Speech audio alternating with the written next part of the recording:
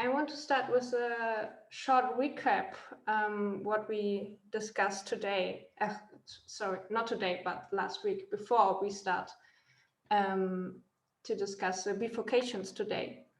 So what we learned about dynamical systems was essentially that when we have a dynamical system, that the present determines the future. And then we have the differential equation where the time derivative of a state x, or which could be one variable or a vector, right, is defined by a function of the state itself, which we would call the dynamics. And then we have a solution, which is time dependent, and we have an initial condition because we need the present or any point in time to determine the future and go back to the past, actually. Yeah, then we discussed, I showed you the phase plot of the dynamics, where we plotted the time derivative against the state itself. And what's maybe more typical is the plot of the time course, so that you have the solution as a function of the time.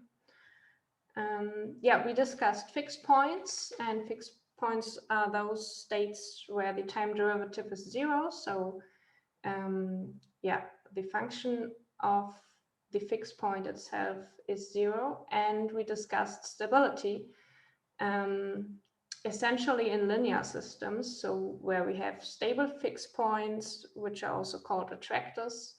We have unstable fixed points, which are repellers that repel all other states. And we discussed these marginally stable fixed points. Okay. Yeah, and for determining the stability of a fixed point, we analyzed either the slope of a function when we have a one-dimensional system, or we analyzed the real parts of the eigenvalues of the matrix, which is the function f in multiple dimensions.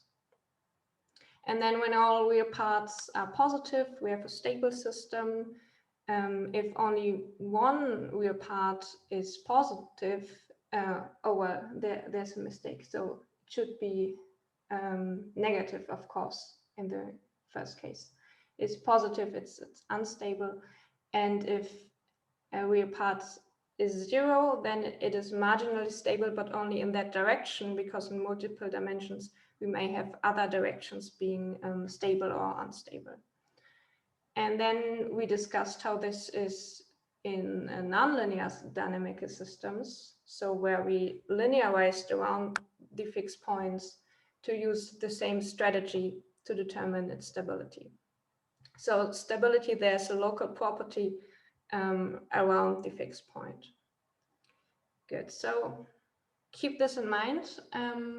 Now we will talk about the maybe most advanced mathematical stuff in this tutorial, so it's bifurcations.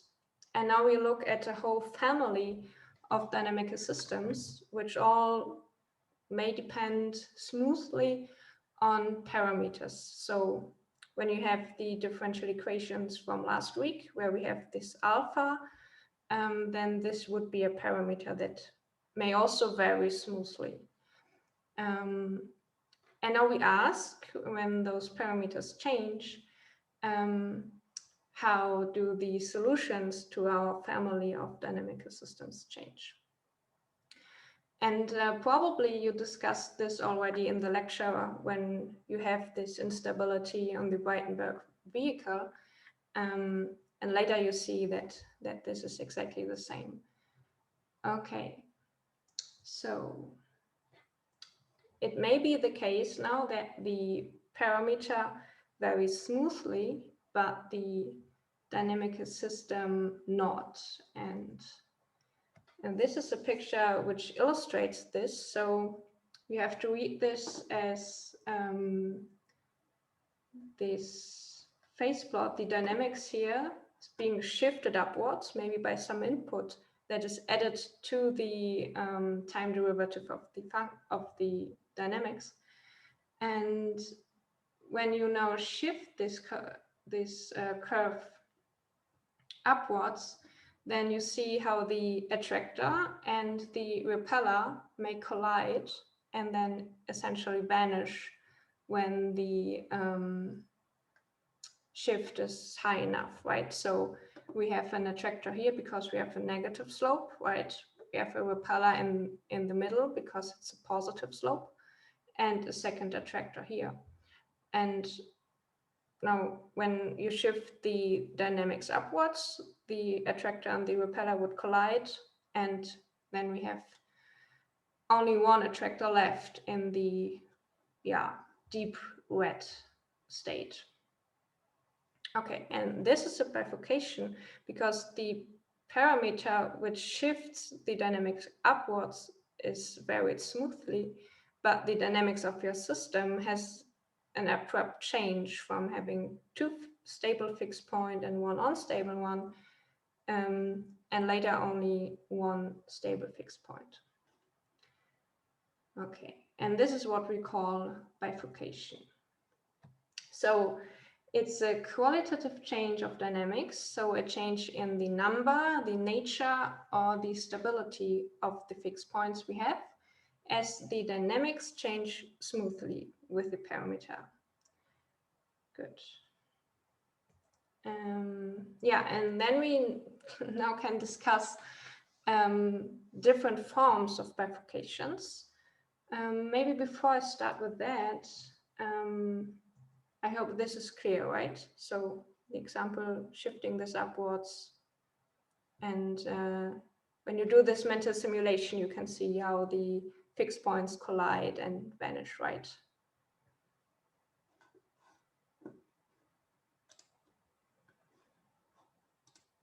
Okay, I guess so. Good. So the tangent bifurcation, which is the simplest bifurcation, essentially what we're already talking about, is when those attractor collides with a repeller and then those two vanish.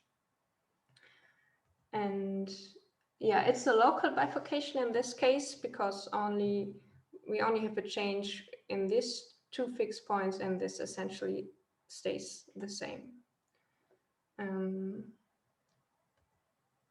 Good. And I think this is also clear. We have a reverse bifurcation when we change the dynamics in the opposite direction. So previously there was only one attractor, and then when the dynamics are going downwards, we get first one marginally stable point and then an attractor and a repeller emerging from this. So we call this bifurcations instabilities because the attractor becomes unstable first before it disappears. So when the attractor and the repeller collides, we get a marginally stable fixed point, one parameter value. And this is the zero real part, which is then necessary for the bifurcation to occur, because for the next value,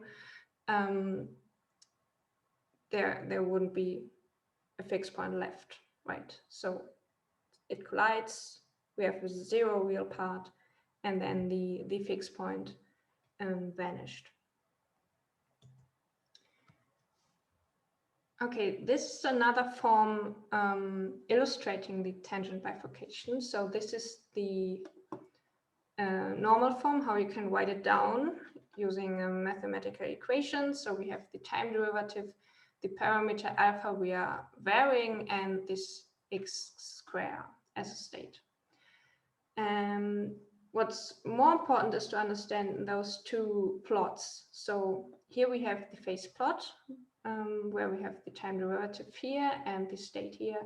And now we are shifting alpha from negative to 0 to positive value. And this is a new kind of plot for you. So now we have the fixed point here. So where in at which point of the state, so to say, you find the fixed point. And here's the value of the parameter alpha. And so we see that when alpha is negative, there's no fixed point because we have no zero crossing of the state axis. So at a zero value for alpha, there's no fixed point. Then when we have alpha equals 0, we have this one marginally stable fixed point, which is essentially in the origin here. And then we have those two fixed points when alpha is positive, where one is stable and the other one is unstable, right? We have a positive and a negative slope. Yeah, so this is maybe the easiest form.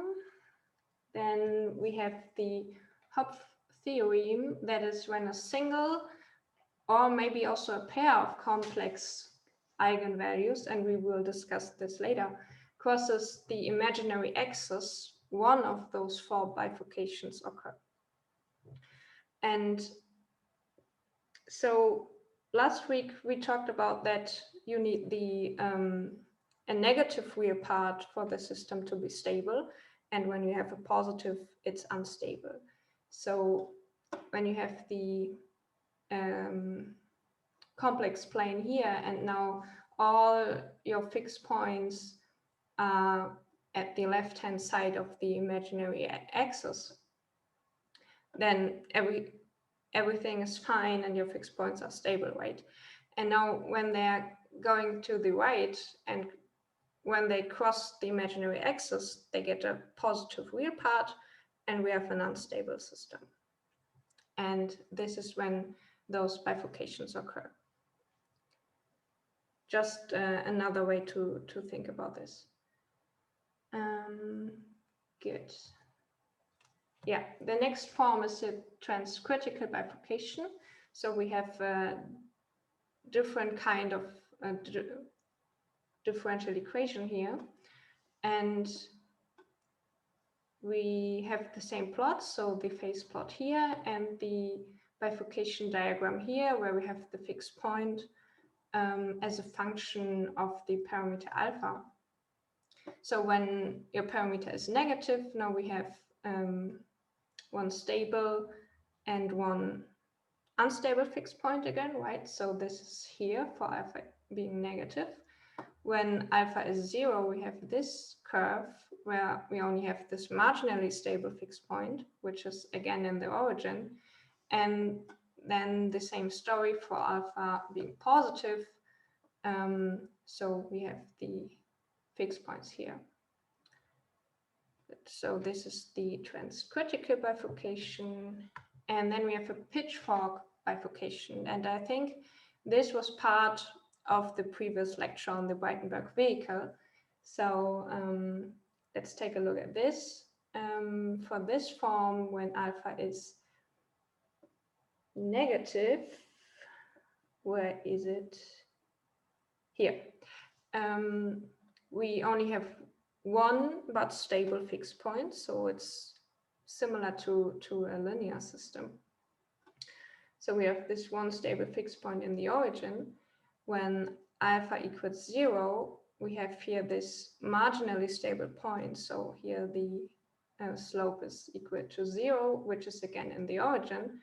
And from this state, it occurs when alpha is positive that we have 3 fixed points. So this crossing, the repeller in the middle, and again a stable one. And this is what is shown here.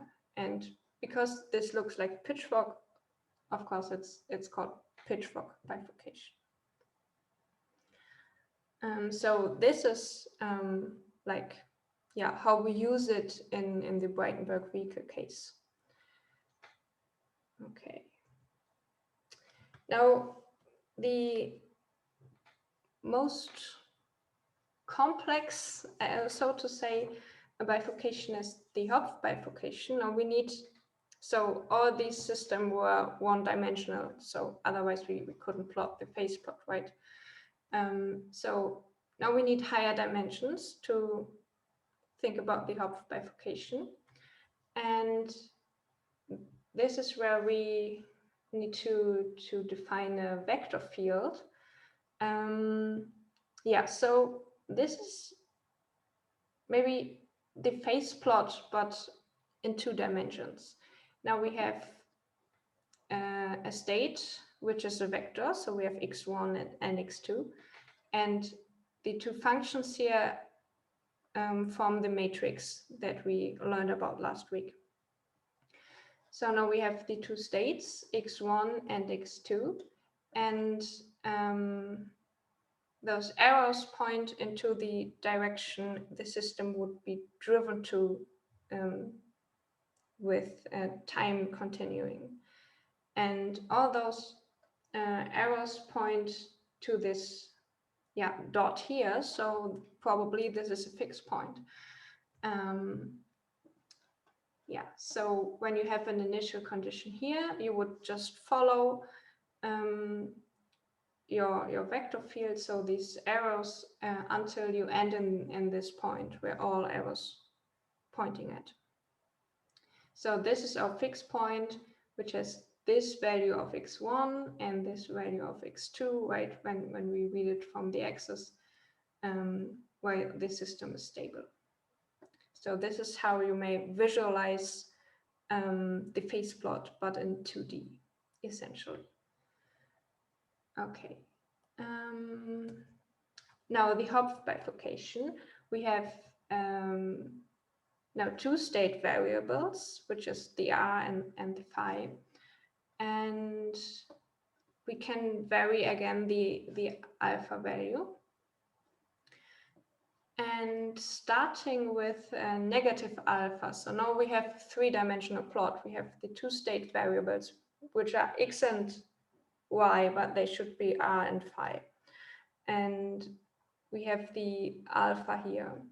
So when alpha equals 0, we only have 1 fixed point, which is stable, which is nice. But once alpha crosses the 0 axis and gets positive, we have a repeller in the middle, and now we have stable periodic trajectories around the repeller, and this is what is shown here. So instead now of having one stable point, you have a stable periodic trajectory. And when this is a stable cycle in the phase space, all other initial conditions, like here, would converge to not to a point and then being fixed there, but they would converge to this stable periodic cycle, and then cycle there forever in this state space. And this is a bit abstract, so I have an example, but first let me summarize. So when we have a Hopf bifurcation, we have first a stable fixed point, and then when the parameter change, we get a periodic solution, and this is essentially, mathematically spoken, when this pair of complex eigenvalues crosses the imaginary axis. But of course only in the linearized system, because you need a non-linear system for the Hopf bifurcation and a limit cycle to occur. Good, so and we call this then a limit cycle when it's a closed trajectory in phase space and other trajectories are spiraling into it.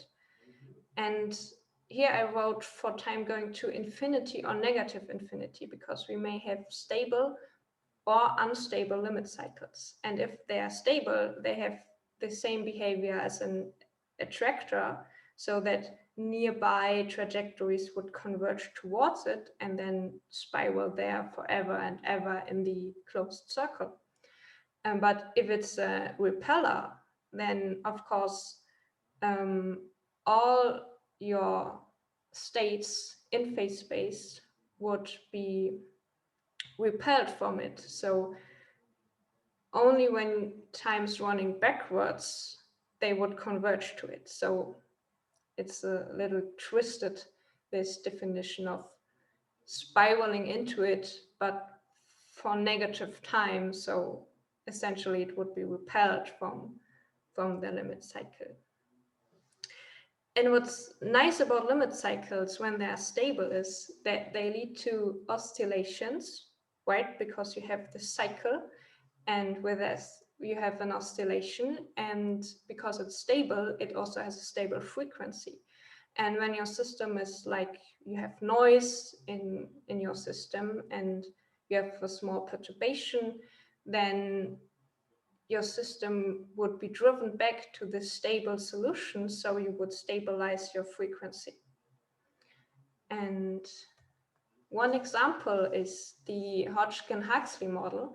And this is just for you to know, to get some flavor. So you're not supposed to understand this example in detail now, just that you have an idea why this is pretty cool.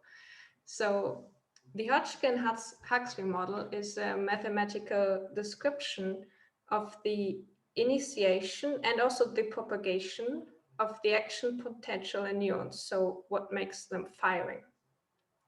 And this was the Medicine Nobel Prize in 1963.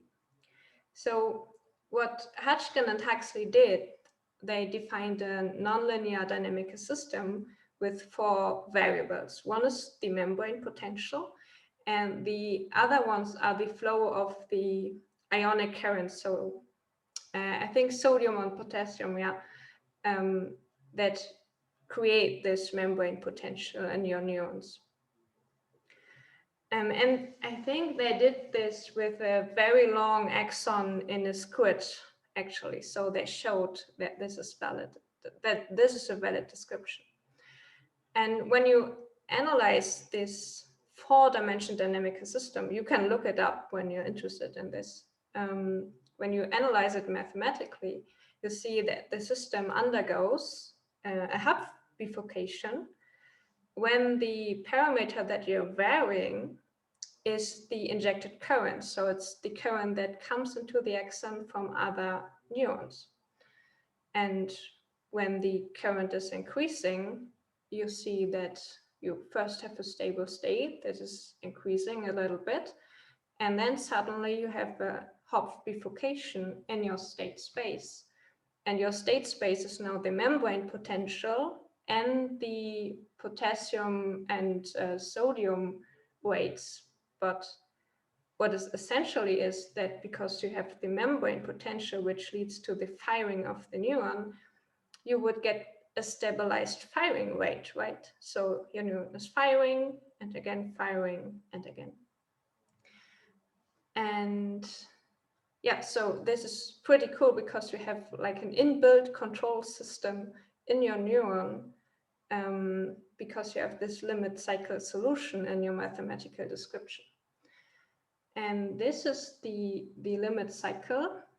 But I told you that it is a 4-dimensional system. So obviously we only can plot 2 dimensions. So this is the membrane potential here and the potassium gating here. But you see that the potential is going from negative to positive values and again back and so on and so on. As long as you have the same current that's coming into the neuron. And another consequence is that you have a minimal firing rate, right? So for one current that is coming in, you would have like a stable state, and this would be negative, so the neuron is not firing at all. But once you have this bifurcation, because the input current increases, then suddenly you have a firing and the neuron starts to fire. So you don't have like a transient, smooth solution of the action potential getting higher and higher and higher until it reaches positive values, but you have a state of not firing versus a state firing.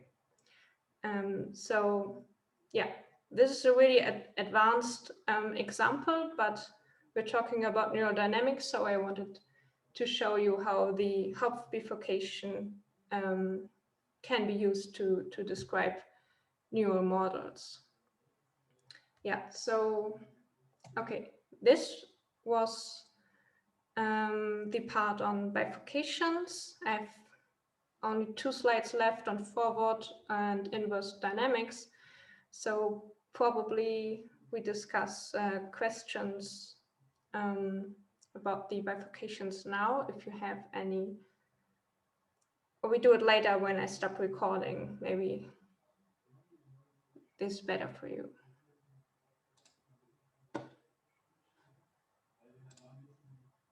Okay, we do it later. So this was on the bifurcations, and now a switch to again back to the dynamics. So when we talk about forward dynamics, we know the equation, like we gave you an equation on the exercise sheet, right? And you have to determine the fixed points or maybe the limit cycles and their stability. So you try to find invariant solutions that are stable or unstable. What is probably more difficult is the inverse dynamics. So you have a solution, you know which points should be fixed points, which are stable and unstable. And you kind of have to find out which equation would fit these solutions. So this is the problem we have in behavioral dynamics, because we know which states should be stable or unstable, and we need to find the equation to describe this and then calculate it or simulate it. So yeah, you may have an attractor, the stable states, you know how the function, so the dynamics changes. So you know the bifurcations that should occur, and then you can identify which kind of bifurcation it is. It is a pitchfork or a Hopf or a transit bifurcation, and then you try to, so you use these forms or equations to identify a description of your system.